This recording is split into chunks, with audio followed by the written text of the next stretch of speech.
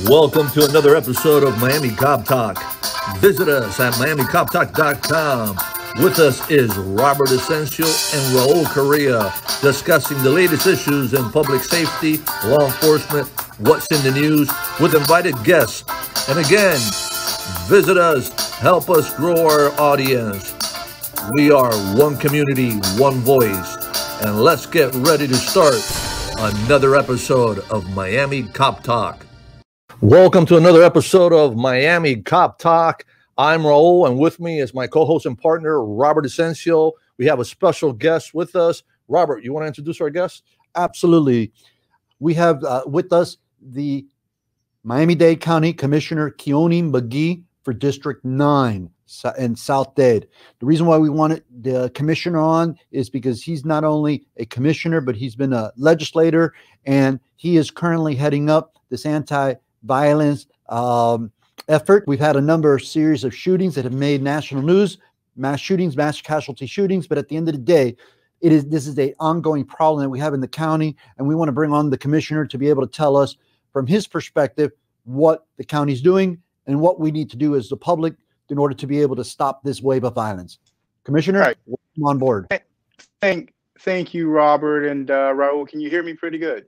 We can hear you. You look marvelous. Hey, first of all, let me say I am honored and privileged to have the opportunity to sit with both of you young men and addressing some questions here, and also just putting forth our standpoint, our position on this gun violence that we're facing.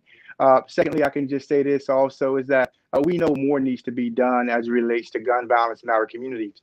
What we're seeing is a combination of individuals and government systems that have basically forgotten about those individuals who are quote unquote hurting for more resources. We're seeing the lack of empathy, the lack of and what that's creating right now as we're looking across the spectrum is gun violence. And this gun violence is real, Robert and Raul. It is causing havoc in all of our communities, whether you're white, black, Hispanic, or Asian. It doesn't matter. This gun violence is wreaking so much havoc in each and every last one of our communities that is actually bringing about a form of paralysis when it comes down to quality of life. Commissioner, I want to ask you a question. I know as two former law enforcement officers, when these things happen in our community, we always look to law enforcement. And I understand we want safety first, but I'm a man of faith. And Robert knows that sometimes I'm preaching, and he tells me, cut the preaching, brother. But where's the church on this? You know, from a faith factor, because I'm a man that, you know, I try, the key word try, to practice what I believe and what my faith is. And I do a training called Faith Factor. You know, why do you believe what you believe? Have we leveraged, or are you going to leverage the faith-based community to get involved? Because that'll make the difference. That'll make the difference. And Raul, you brought up a great point. We're going to need all hands on deck. I've said it before that the cavalry that we've been waiting for is not going to come. That cavalry that we're looking for is in the mirror, and that's each of us collectively. So it's going to take faith. It's going to take finances. It's going to take a belief in our United States of America flag, and it's going to take an approach to look at our family structures here, right? So when you bring all of those pillars together, you will have a table of consciousness that can be used throughout. Not simply this county, but throughout this country. The fact of the matter is gun violence can be prevented. This is not a foregone conclusion that simply because you are living in what they term and deem a special word of poverty, or that you are considered to be poor, or you considered to be rich. Gun violence knows no social economic position.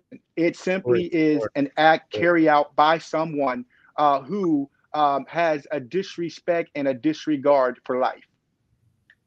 Absolutely. So, Commissioner, look, we know that part of the reason why we started this show is because there's a great need to build a trust in the public, right? So we want to make sure that we bridge that gap and bring people like yourself, lawmakers, law enforcement professionals, and community stakeholders to the table to address these issues that other people really simply will not speak about. But quite honestly, you mentioned something that really struck home a couple minutes ago. You said that this is a byproduct of, or a reflection of, services that are basically failing. I'd like you to touch a little bit on what are the initiatives that the county's working on to change, like example, the workforce development, and housing, and some of these issues that will alleviate some of this pain that's leading to a lot of the violence. Yeah, and that's a great segue into this, Robert. And you know, and I know we both served in the House, and Raul, you and both, all three of us, we are former law enforcement. I've served as a prosecutor here in Miami-Dade County, and one of the things we do know is that you cannot criminalize poverty, and I tend to tell folk that on pretty much every conversation we have, because there is this idea that if you live in poverty, you commit crimes. I'm here to say that is the furthest thing from the truth. The reality of it is government has a role, and we're not looking for handouts. That's not what parents want for the children. What parents want for the children, it's the same thing that we want for our children, whether it is a great school within a community, whether there is opportunities for them to receive a well-paying job, whether there's an opportunity to have a mentorship that is near, but more than anything, an opportunity to have a trustworthy relationship with law enforcement.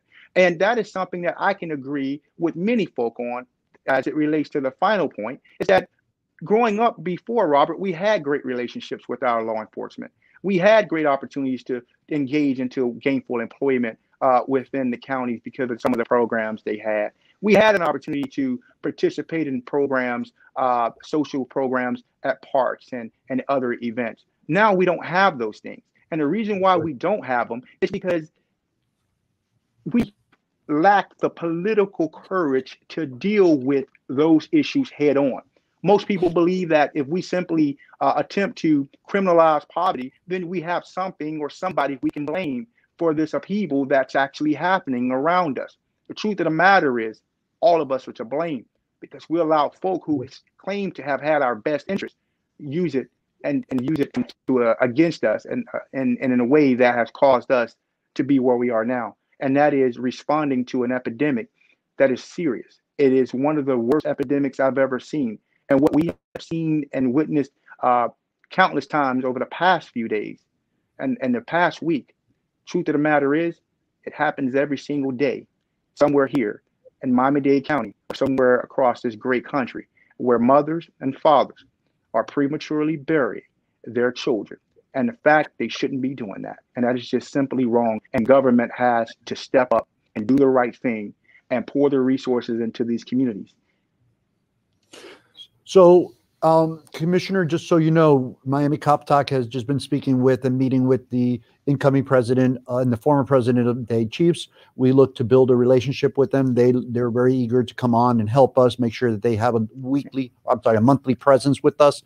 We'd like to do the same thing with you and the members of the commission, because this is a community effort. We know that we teamed up with Miami's community newspapers to make sure we provide this forum. But you know what, sir? I got to tell you, we want to make sure we are complementary to what the county's doing, because this is not a single person, issue of being solved by any one particular person. We have Michael Miller just joined us. Well, Michael, you have a couple words? Hey, how are you, Commissioner? How you doing, sir? How's everything going? And thank you again for always providing the platform for us to have dialogue so that the community can be informed. Well, it's my pleasure, and it's nice to be with these gentlemen. But Commissioner, it so saddens me when I think about the people that were murdered the other day, and then they are nameless to me, and the ones in Miami Beach that were murdered, and then the kids that were murdered last week, and the month before, and the month before that, and the year before that.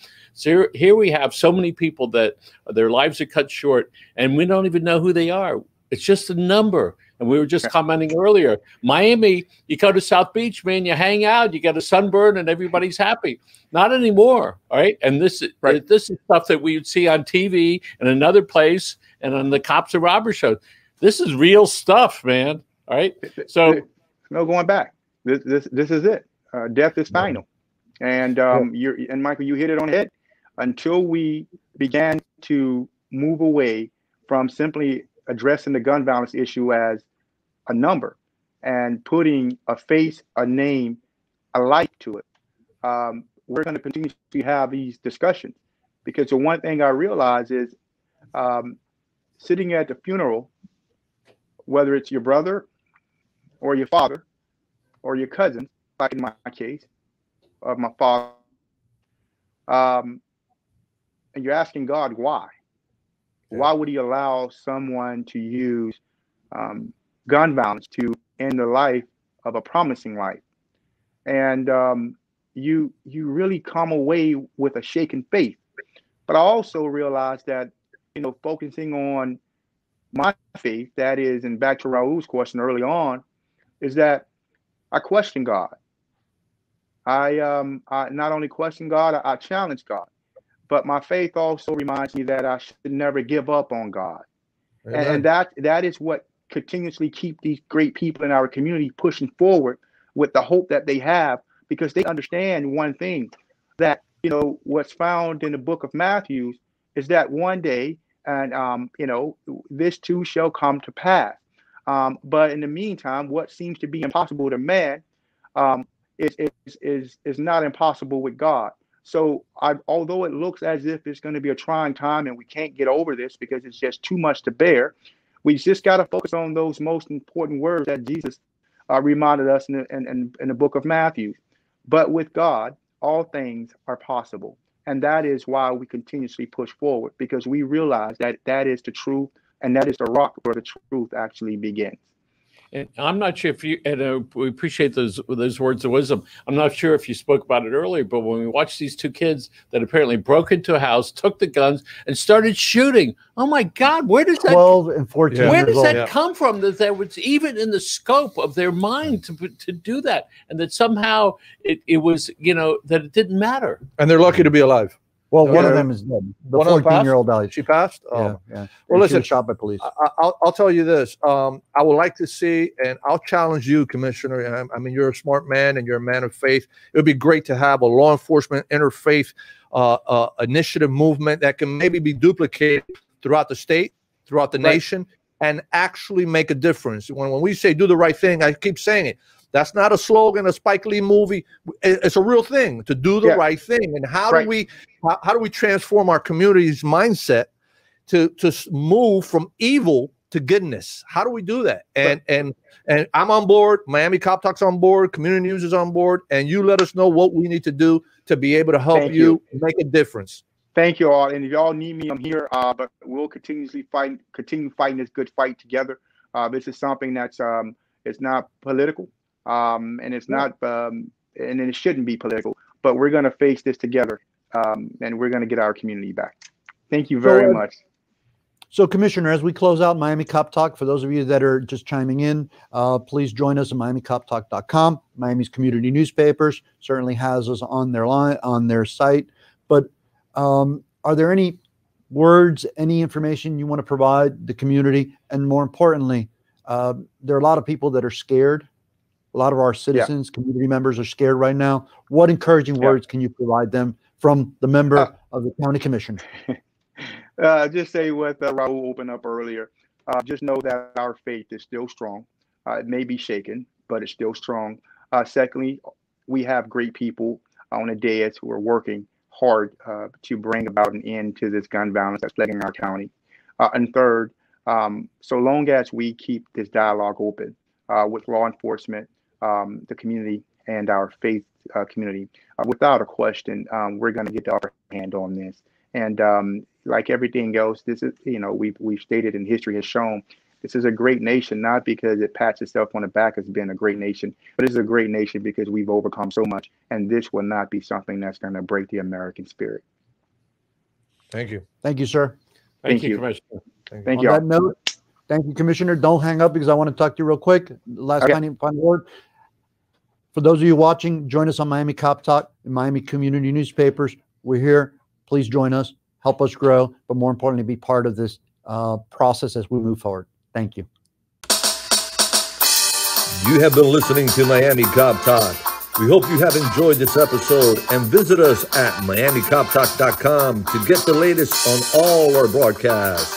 We want to thank our partners and sponsors that have made Miami Cop Talk possible. And on behalf of Robert Asencio and Raul Correa, we want to thank you for listening to Miami Cop Talk. Stay connected and visit us at MiamiCopTalk.com.